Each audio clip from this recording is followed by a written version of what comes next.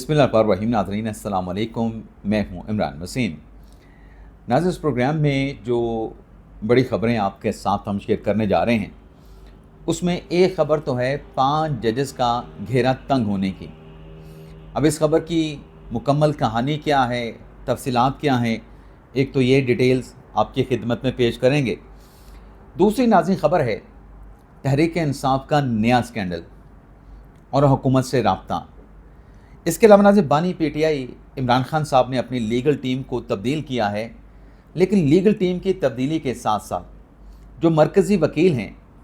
फैसल चौधरी, उन्हें क्यों गिरफ़्तार किया गया, कौन सी वीडियो फैसल चौधरी को महंगी पड़ी है, इस पर भी हम बात करेंगे। और तहरीक इंसाफ के रहनुमा ने क्यों माफ़ी मांगी है, किस रहनुमा ने माफ़ी मांगी है। नाज़रीन, इन बड़ी ख़बरों की डिटेल्स वीडियो लॉग में आपके साथ हम शेयर करने जा रहे हैं, लेकिन प्रोग्राम का आगाज़ करने से पहले आपसे चैनल सब्सक्रिप्शन की दरख्वास्त करेंगे कि जिन दोस्तों की जानिब से अभी तक चैनल को सब्सक्राइब नहीं किया गया, उनसे दरख्वास्त होगी कि चैनल को सब्सक्राइब कर लें, बेल आइकॉन का बटन प्रेस करें, वीडियो अगर पसंद आए तो इसे लाइक भी करें और शेयर भी करें। सबसे पहले नाज़रीन बात कर लेते हैं जो इमरान खान साहब की नई जो लीगल टीम है GHQ रावलपिंडी हमला केस में, जिसमें इमरान खान साहब ने एडवोकेट फैसल चौधरी को मरकज़ी वकील जो है वो अपॉइंट कर दिया है, और इसके साथ साथ लीगल टीम में एडवोकेट वहीद अंजम को और इरफान न्याजी को शामिल किया गया है। कल नाज़रीन जो अडियाला जेल के हदूद में एक वाक़या पेश आया, जिसकी वीडियो भी सोशल मीडिया पे वायरल हुई, कि जो इमरान खान साहब के वकील हैं फैसल चौधरी, उन्हें कमरे अदालत में नहीं जाने दिया जा रहा था। हालांकि वो इमरान खान साहब के वकील थे, उन्होंने जहाँ की अदालत में पेश होना था, लेकिन उनकी क्लियरेंस नहीं की गई। जब फैसल चौधरी की क्लियरेंस नहीं हुई तो वहाँ पर जेल इंतज़ामिया के साथ और पुलिस के साथ जो उनकी बहस हुई, तकरार हुई, और जो सख्त ज़ुबान का फैसल चौधरी ने इस्तेमाल किया, उसके बाद नाज़रीन जब उन्हें फैसल चौधरी को अंदर जाने की इजाज़त मिली तो तहरीरी तौर पर फैसल चौधरी ने एक दरख्वास्त जो है ATC अदालत के जज को दी। उसमें नाज़रीन आज अदालत ने ऑर्डर भी पास किया, और वो जो ऑर्डर है आज का, वो व्हाट्सएप के ज़रिए जेल इंतज़ामिया को भिजवा भी दिया गया। लेकिन साथ में जो नई लीगल टीम इमरान खान साहब ने बनाई है, जिन वकला के नाम मैंने अभी आपके सामने रखे हैं, उन वकला की इमरान खान के साथ मुलाकात का भी अदालत ने ऑर्डर कर दिया। अब ये वकला, जिसमें वहीद अंजम हैं, इरफान न्याजी हैं और फैसल चौधरी हैं, वो पहुंचे अडियाला जेल में बानी पीटीआई इमरान खान के साथ मुलाकात करने के लिए। लेकिन जब मुलाकात करके नाज़रीन वापस आए तो वापसी पे फैसल चौधरी को गिरफ़्तार कर लिया गया। अब उसकी जो वजह सामने आई है, उसमें 2 वीडियोज़ हैं। एक तो जो फैसल चौधरी की तकरार हुई, बहस हुई जेल की इंतज़ामिया के साथ, और एक और वीडियो भी है जिसमें वो आला अदलिया के जज साहबान से मुतल्लिक़ गुफ्तगू कर रहे हैं। लेकिन नाज़रीन इस गिरफ़्तारी के बाद जब मैं ये वीडियो रिकॉर्ड कर रहा हूँ, ये अपडेट्स आई हैं कि जिस चौकी में फैसल चौधरी को मुंतकिल किया गया था, वहाँ पर पूछगिछ के बाद जो है फैसल चौधरी को जो है वो रिहा कर दिया गया है, छोड़ दिया गया है। लेकिन आज ये जो वाक़या पेश आया, इस वाक़े पे 2 डेवलपमेंट्स और भी हुई। एक तो ये कि पाकिस्तान बार कौंसिल ने लामिया जारी किया फैसल चौधरी का रास्ता रोकने और उन्हें अदालत में ना जाने पर पाकिस्तान बार कौंसिल ने इस वाक़े की मज़म्मत की। दूसरा नाज़रीन ये हुआ कि जो सख्त ज़ुबान फैसल चौधरी ने इस्तेमाल की पुलिस अफसरान के ख़िलाफ़, पुलिस एहलकारों के ख़िलाफ़, जेल की इंतज़ामिया के ख़िलाफ़, उस पर तहरीक इंसाफ के रहनुमा और इमरान खान साहब के वकील फैसल चौधरी ने कल एक टॉक शो में माज़रत का इजहार भी कर दिया था। तो आज जब उन्हें गिरफ़्तार किया गया, गिरफ़्तारी के बाद छोड़ा गया, तो उस पर हो सकता है कि फैसल चौधरी साहब ने वजाहत कर दी हो कि वो माज़रत ख़्वाह भी हैं, टीवी में वो अपनी माज़रत कर चुके हैं, तो वहाँ पर भी कोई वजाहत उन्होंने की होगी, कोई माज़रत की होगी, तो उसके बाद जो है वो फैसल चौधरी साहब को जो है वहाँ से जाने दिया गया। लेकिन ये सवाल अपनी जगह पे मौजूद है कि जब वो इमरान खान साहब के वकील थे, अंदर मुकदमे की समाअत थी, तो फिर क्यों फैसल चौधरी को कमरा अदालत में जाने नहीं दिया गया। एक तो ये सवाल है। दूसरा ये है कि अगर आपको रोका गया था तो इस तरह की सख्त ज़बान का इस्तेमाल करना, ये भी गैर मुनासिब बात थी, नामुनासिब बात थी। लेकिन बहरहाल फैसल चौधरी साहब को छोड़ दिया गया है। दूसरी नाज़रीन खबर आपके साथ हमने शेयर करनी है, वो इमरान खान साहब की लीगल टीम की तब्दीली की थी। अब ये लीगल टीम क्यों तब्दील हुई है, इस पर भी क्वेश्चन मार्क है। کہ خان صاحب کا کیا پہلی لیگل ٹیم کے اوپر جو اعتماد تھا، جو ٹرسٹ لیول تھا، وہ ختم ہوا ہے؟ تو ڈیفینیٹلی وہ ٹرسٹ لیول نہیں تھا، تو اس لیے عمران خان صاحب نے نئی لیگل ٹیم جو ہے وہ GHQ حملہ راولپنڈی کیس میں عمران خان صاحب نے نئی لیگل ٹیم بنا دی ہے۔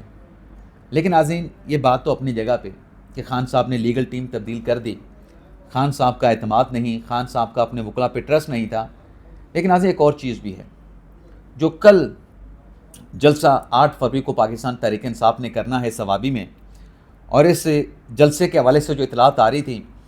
کہ شاید جو خیبر پختونخوا کے وزیر اعلیٰ ہیں علی مین گنڈا پور صاحب، وہ DI خان میں اپنا جلسہ کریں گے، اور ثوابی میں تحریک انصاف کا جنید اکبر صاحب کا اپنا جلسہ، اپنا مجمع ہوگا۔ تو اس میں ناظرین ڈیولپمنٹ یہ ہوئی ہے کہ سلمان اکمل صاحب نے یہ وضاحت جاری کر دی ہے پارٹی کے سیکرٹری جنرل نے کہ اب صرف ثوابی میں ایک ہی جلسہ ہوگا۔ لیکن ناظرین، جلسہ تو ہوگا، اب سکینڈل بھی ایک نیا سامنے آیا ہے، اور وہ سکینڈل ناظرین یہ ہے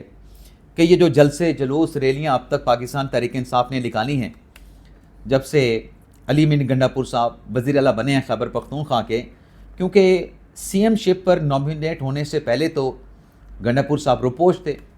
منظر عام سے غائب تھے، اور جب وہ وزیر اعلیٰ بن گئے تو وزیر اعلیٰ بننے کے بعد جتنی بھی پولیٹیکل ایکٹیویٹی، اس میں تشدد تھا، تشدد نہیں تھا، اس بحث میں جائے بغیر اطلاعات ناظرین یہ آ رہی ہیں، اعداد و شمار یہ سامنے آ رہے ہیں کہ 50 کروڑ روپے جو ہے وہ علی مین گنڈا پور صاحب نے خرچ کیے ہیں تحریک انصاف کے ان پولیٹیکل جلسوں کے لیے، ریلیوں کے لیے، اور جو نقصان املاک کا ہوا ہے اس کا خرچہ بھی علی مین گنڈا پور صاحب نے اپنی جیب سے ادا کیا ہے۔ اور کل جو ثوابی میں جلسہ ہونا ہے، اس جلسے کے لیے جو گاڑیوں کا بندوبست کیا گیا، جو مختلف KPK کے علاقوں سے لوگوں کو جو ہے وہ مجمع گاہ میں، جلسہ گاہ میں پہنچایا جائے گا، اس کے لیے بھی اپنی پاکٹ سے علی مین گنڈا پور نے 50 لاکھ روپے ادا کیے ہیں۔ لیکن بڑا جو فگر سامنے آیا ہے وہ 50 کروڑ روپے کا ہے۔ اب ناظرین، سوال یہ پیدا ہوتا ہے کہ کیا پارٹی کا ایک رہنما، چاہے وہ وزیر اعلیٰ بھی ہو صوبے کا، وہ 50 کروڑ روپے اپنی جیب سے کیوں خرچ کرے گا؟ بہت بڑی رقم ہے، ایک خطیر رقم ہے۔ 50 کروڑ میں نہ جانے آپ کیا کیا کچھ کر سکتے ہیں، تو ایک بندہ اتنے پیسے اپنی پاکٹ سے کیوں لگا رہا ہے؟ تو جنید اکبر صاحب کی بات جو انہوں نے کہا کہ جو بندہ جلسے کے اوپر فائنانس کرتا ہے وہ پارٹی کا ہے یا کوئی پارٹی کا فائنانسر ہے، تو وہ اس پیسے کو کسی اور طریقے سے ریسیو بھی کرتا ہے، وصول بھی کرتا ہے۔ یعنی جنید اکبر صاحب نے کہا کہ کرپشن ہوتی ہے جب آپ کسی سے احسان لیتے ہیں۔ تو یہ جو 50 کروڑ پھر جو خرچ کیا جناب گنڈا پور صاحب نے، یہ کہاں سے نکلے گا؟ یہ کیا گنڈا پور صاحب کی جیب سے نکلے گا؟ یہ جیب سے ادا کرنے کے بعد اس کی تلافی میں پھر وہ کیا لیں گے؟ پارٹی سے اس 50 کروڑ روپے جو کہ کہا جا رہا ہے کہ مبینہ طور پہ 50 کروڑ گنڈا پور نے اپنی جیب سے لگائے ہیں، تو پھر وہ یہی لوگ تاثر لیتے ہیں کہ پھر ایک وزیر اعلیٰ جو ہے اگر 50 کروڑ اپنی جیب سے لگا رہا ہے تو اس کی وصولی وہ کہیں نہ کہیں سے کر رہا ہوگا، اگر کسی سے لے کے دے رہا ہے تو اس کو کہیں نہ کہیں اکاموڈیٹ کر رہا ہوگا، تو جہاں کسی کو اکاموڈیٹ کیا جا رہا ہوگا تو وہاں پہ سرکاری جو وسائل ہے اس کی تطہیر ہو رہی ہوگی، اس کا مبینہ طور پہ غلط استعمال ہو رہا ہوگا، مبینہ طور پہ کرپشن ہو رہی ہوگی۔ اب ناظرین، کرپشن والے سکینڈل تو اپنی جگہ پہ، اب یہ تحریک انصاف ہی بتایا کہ گنڈا پور صاحب نے 50 کروڑ کیوں اپنی جیب سے دیے، اس کو پروب کر لیں، کیونکہ خان صاحب نے کہا تھا کہ میں کرپشن کا خاتمہ کروں گا۔ 11 سال سے تو تحریک انصاف میں کرپشن کا، خیبر پختونخوا میں کرپشن کا خاتمہ نہیں ہو سکا۔ آج بھی پارٹی میں آوازیں اٹھتی ہیں کہ صوبے میں کرپشن ہو رہی ہے۔ لیکن ناظرین، یہ جو مذاکرات کا سلسلہ شروع کیا گیا، کرپشن تو اپنی جگہ پہ کہ ہم حکومت کے ساتھ اب مذاکرات نہیں کریں گے، مذاکرات شروع کر کے مذاکرات کو بیچ میں ہی جو ہے وہ چھوڑ دیا گیا، ختم کر دیا گیا۔ اب ناظرین، ان کے بیانات تو اپنی جگہ پہ، مذاکرات کے حوالے سے اب جو نئی کہانی، نئی خبر سامنے آئی ہے، جو کہ اسپیکر ایاز صادق صاحب نے بتائی ہے کہ ہمارے راستے تو مذاکرات کے لیے آج بھی کھلے ہیں۔ تحریک انصاف سے جب انٹرنل منظوری ہو جائے گی تو تحریک انصاف کی مذاکراتی کمیٹی دوبارہ ہمارے ساتھ آ کے بیٹھ جائے گی۔ لیکن ایاز صادق صاحب نے کہا کہ بے شک انہوں نے ہمارے ساتھ مذاکرات ختم کر دیے، لیکن رابطے ابھی بھی PTI کے ہمارے ساتھ موجود ہیں، وہ رابطے ابھی تحریک انصاف نے منقطع نہیں کیے، آج بھی PTI والے ہمارے ساتھ رابطے میں موجود ہیں۔ تو بتانے اور دکھانے کو کہ ہم حکومت کے ساتھ کوئی رابطہ نہیں کریں گے، کوئی مذاکرات نہیں کریں گے، تو پھر رابطے کس لیے رکھے ہوئے ہیں؟ پھر رابطوں کا مطلب تو یہ ہے کہ اب آپ اپنا ووٹ بینک، اپنے ووٹر سپورٹر کے لیے ایک پولیٹیکل نیریٹو بنانے کے لیے تو آپ کہہ رہے ہیں کہ ہم نے مذاکرات ختم کر دیے ہیں، تو پھر پس پردہ رابطے کس لیے رکھے ہوئے ہیں کہ وہاں پر بھی بات چیت کا جو چینل ہے وہ چلتا رہے؟ چلیں، اچھی بات ہے کہ اگر آپ کے فرنٹ ڈور سے بات نہیں بنی، آپ بیک ڈور سے اپنی بات چلا لیں، لیکن پھر یہ مختلف تصاویر دے کے عمران خان صاحب جو ہیں وہ کسی اپنے پارٹی کے رہنما پر برہمی یا ناراضی کا جو اظہار کرتے ہیں، پھر اس کا جواز میں نہیں بنتا۔ یہ اپنے پارٹی کے لوگوں کو الو بھی نہ بنایا جائے، بے وقوف بھی نہ بنایا جائے۔ اب ناظرین آ جاتے ہیں جو سپریم کورٹ کی خبر ہے۔ ناظرین 26 اکتوبر کو یحییٰ افریدی صاحب نے اپنے عہدے کا حلف اٹھایا۔ آج ہم بیٹھے ہیں 7 فروری کو، اور 6 فروری کو یحییٰ افریدی صاحب کے چیف جسٹس کا منصب سنبھالنے کے بعد جو ہے ان کے پہلے 100 دن مکمل ہو چکے ہیں۔ تو پہلے 100 دن کی ناظرین کارکردگی یحییٰ افریدی صاحب کی یہ ہے کہ ان کے حلف اٹھانے کے بعد، سپریم کورٹ کے معاملات سنبھالنے کے بعد، جو سپریم کورٹ میں ایک تو جو زیر التوا مقدمات کی تعداد تھی اس میں 3000 کیسز کی کمی ہوئی ہے، یعنی اب تک 100 دنوں میں کوئی 8149 کیسز نپٹائے گئے ہیں، ان کا فیصلہ ہوا ہے، اور 4963 نئے کیسز کا اندراج ہوا ہے۔ تو 3200-3100 کیسز جو ہے اس کا بیک لاگ کم ہوا ہے۔ لیکن ناظرین آپ کو یاد ہوگا کہ جب یحییٰ افریدی صاحب نے حلف اٹھایا تھا، حلف اٹھانے کے بعد جو 6 ججز کا لیٹر تھا اس پر ایک خبر سامنے آئی کہ یحییٰ افریدی صاحب نے ان 6 ججز کے ساتھ ملاقات کی۔ اب ان 6 ججز کے لیٹر کے حوالے سے کہا گیا تھا کہ وہ لیٹر میں تو جج صاحبان کوڈ آف کنڈکٹ کی بات کر رہے ہیں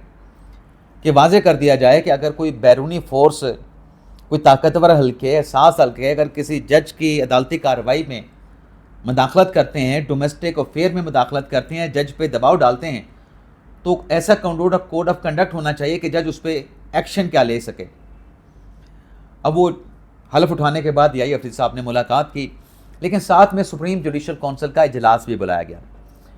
اب ناظرین 100 دنوں میں آپ کو پتہ ہے کہ قاضی فیصل صاحب نے ایک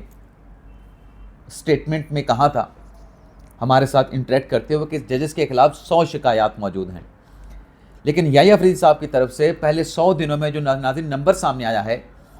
اس میں یہ بتایا گیا ہے کہ اعلیٰ عدلیہ کے جو ججز ہیں، اعلیٰ عدلیہ مطلب سپریم کورٹ بشمول 5 ہائی کورٹس، اسلام آباد high court, Lahore high court, Sindh high court, Peshawar high court اور بلوچستان ہائی کورٹ، اس اعلیٰ عدلیہ کے 46 ججز کے خلاف مجموعی طور پہ 46 کمپلینٹس فائل ہوئی تھیں، اور ہم نے رپورٹ بھی کیا تھا کہ جو خط لکھنے والے 6 ججز ہیں ان کے خلاف بھی کوئی پٹیشن، کوئی شکایت سپریم جوڈیشل کونسل میں فائل ہوئی تھی۔ بابر ستار صاحب کے خلاف بھی الگ سے ایک شکایت فائل ہوئی تھی، محسن اختر کیانی صاحب کے خلاف بھی شکایت فائل ہوئی تھی، ارباب محمد طاہر صاحب کے خلاف بھی شکایت فائل ہوئی تھی، عامر فاروق کے خلاف بھی، چیف جسٹس اسلام آباد ہائی کورٹ کے خلاف بھی شکایت فائل ہوئی تھی، شاید قاضی فیصل کے خلاف بھی ریٹائرمنٹ کے بعد ایک کمپلینٹ جو ہے سپریم جوڈیشل کونسل میں فائل ہوئی تھی۔ اب جب یحییٰ افریدی صاحب نے منصب سنبھالا اپنا، تو انہوں نے سپریم جوڈیشل کونسل کے اب تک 2 میٹنگز کی ہیں۔ اب ان 2 میٹنگز میں جو آج اعداد و شمار سامنے آئے ہیں کہ 46 شکایات میں سے 40 شکایات کا جو ہے وہ فیصلہ کر دیا گیا ہے، یعنی ان کو ڈسپوز آف کر دیا گیا ہے۔ لیکن اس اعداد و شمار میں یہ بھی بتایا گیا ہے پہلے 100 دن کی یحییٰ افریدی صاحب کی پرفارمنس میں کہ 5 ججز جن کے خلاف کمپلینٹ آئی تھی، جن کے خلاف شکایت آئی تھی، ان کے خلاف جو ہے ان شکایات کو پروسیڈ کرتے ہوئے ان متعلقہ جج صاحبان سے جو ہے وہ جواب مانگ لیا گیا ہے۔ اب ناظرین 40 ججز کا تو آپ نے فیصلہ کر دیا، نہیں پتہ کہ وہ 40 شکایات کون سی تھیں، کن جج صاحبان کے خلاف تھیں، ان کو کلین چٹ مل گئی لیکن کسی کو نہیں پتا کہ وہ جج صاحبان کون تھے۔ اب ظاہر سی بات ہے کہ میڈیا تو کسی جج کے خلاف کمپلینٹ آتی ہے اس پہ رپورٹ کرتا ہے، اب ان کو کلین چٹ ملی ہے تو اس کو بھی اسی طریقے سے رپورٹ ہونا چاہیے تھا۔ لیکن یہ جو 5 ججز ہیں جن کے خلاف سپریم جوڈیشل کونسل نے کارروائی آگے بڑھانے کا فیصلہ کیا ہے، ان سے متعلق بھی نہیں پتہ۔ اب 5 ججز کون سے ہیں ان کے نام بھی اعلامیہ میں، پریس ریلیز میں نہیں بتائے گئے، اور ایک کمپلینٹ مطلب 46 میں سے 40 تو ڈسپوز آف کر دی گئی، 5 ججز سے جو ہے اس پہ جواب مانگ لیا گیا، ابتدائی رسپانس مانگ لیا گیا۔ ایک جج کے خلاف جو شکایت آئی ہے اس کا نام بھی نہیں بتایا گیا جو سپریم کورٹ نے اعلامیہ جاری کیا ہے، لیکن اس شکایت سے متعلق یہ کہا گیا ہے کہ اس پر جو متعلقہ شکایت کنندہ ہے جس نے وہ کمپلینٹ جج کے خلاف فائل کی ہے اس سے مزید انفارمیشن جو ہے وہ مانگ لی گئی ہے۔ تو یہ ناظرین چیف جسٹس ضیاء افریدی صاحب کی پہلے 100 دن کی کارکردگی ہے، اور اس کارکردگی کے مطابق جو خاص طور پہ جوڈیشل کونسل کا اجلاس ہوا ہے، اس اجلاس کے پرفارمنس کے مطابق 5 ججز کا، جن کے ہمارے پاس نام نہیں ہیں، ان کا گھیرا جو ہے وہ تنگ ہے۔ ان سے جواب مانگ لیا گیا ہے۔ جواب اس وقت مانگا جاتا ہے جب کمپلینٹ میں کسی قسم کا سبسٹانس جو ہے وہ موجود ہو۔ تو یہ ناظرین ایک بڑی ڈیولپمنٹ ہوئی ہے۔ اب دیکھتے ہیں کہ 2 اجلاس تو ہمارے سامنے ہوئے ہیں اور وہ بڑی جلدی ہوئے۔ ایک اجلاس سپریم جوڈیشل کونسل کا فوری بلا لیا گیا، ایک اجلاس 1 ماہ کے بعد پھر بلا لیا گیا، پہلے اجلاس کے بعد دوسرا اجلاس بلا لیا گیا، لیکن اس کے بعد سپریم جوڈیشل کونسل اس طریقے سے ایکٹیو نظر نہیں آئی۔ اب دیکھتے ہیں کہ سپریم جوڈیشل کونسل کا اگلا اجلاس کب ہوتا ہے، اور ججز کا جو رسپانس آتا ہے اس پر سپریم جوڈیشل کونسل سیٹسفائیڈ ہوتی ہے یا ججز کے خلاف کارروائی آگے بڑھانے کا فیصلہ سامنے آتا ہے۔